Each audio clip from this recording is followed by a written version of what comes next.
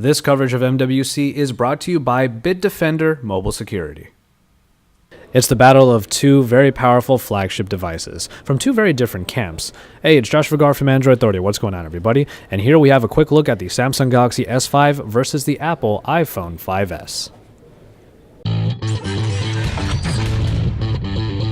Now, obviously, when it comes to design, we have two very different philosophies. Now, on the one hand, we have the soft touch plastic and the smooth curves of the Galaxy S5 with now a soft touch plastic back. While on the other hand, we do have the iPhone 5S that delivers a very premium feel throughout its clean lines and its metal construction. One phone delivers massive screen real estate, while the other one is a compact build that definitely is at home in pretty much any pocket. Both phones feature physical home buttons that integrate fingerprint scanners this time, as Samsung has added a swipe-based fingerprint scanner underneath its home button.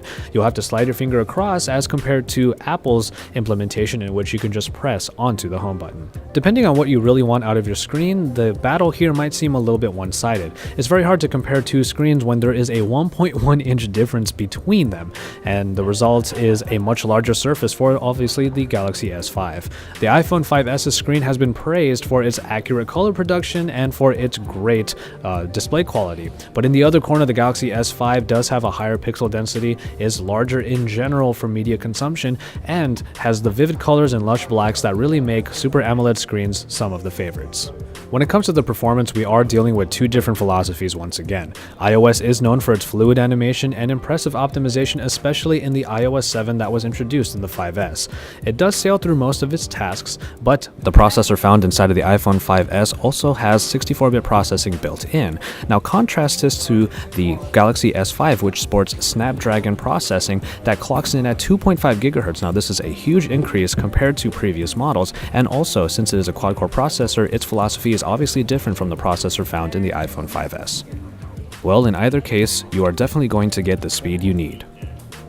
Now, when it comes to the hardware, Samsung really trying to put everything into their new Galaxy device definitely gives it the lead by a bit of a margin, because it just has a much bigger number of features compared to the iPhone 5S. It has everything from NFC to a micro SD card slot and a removable battery, but also one feature that was very interestingly included onto the S5 was a heart rate monitor on the back, in which you can check your heart rate by laying your finger on top of the area.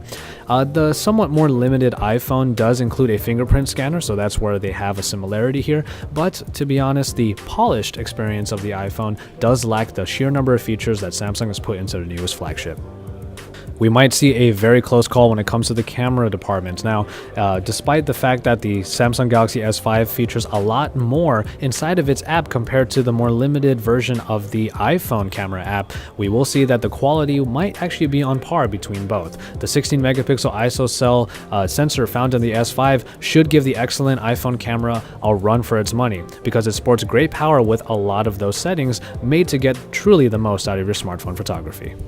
iOS did receive its big revamp last year, and it did move to a flatter, brighter, and more abstract interface. It still was a somehow simplistic but still very fast operating system, and a lot of iPhone users really stand by the reliability of their iOS. Samsung's UI has gone through its own transformation on the Galaxy S5, but it may not be quite as drastic comparatively. Yes, there were some changes to some of the elements, but overall TouchWiz still pretty much looks the same. There is some new multitasking available with that recent apps button, and the My Magazine UI is now a second screen all the way on the left of your home screens. The only problem here is that while TouchWiz still remains pretty speedy and pretty fast and reliable, it pretty much still looks the same, and if we were looking for an update to it, we may not have gotten it here on the S5. And so, there you have it, for the two flagship phones that really represent their companies very well. On the one hand, we do have a phone that is a little bit more accessible due to its size, but also has a pretty polished experience. But then, in the other corner, we have the Galaxy S5, which is a feature-heavy phone that provides a lot of different options for how you want your smartphone experience to be. We have a lot more coming on the Samsung Galaxy S5, so make sure you stay tuned to Android Authority as we report it all to you from the Mobile World Congress here in Barcelona, Spain.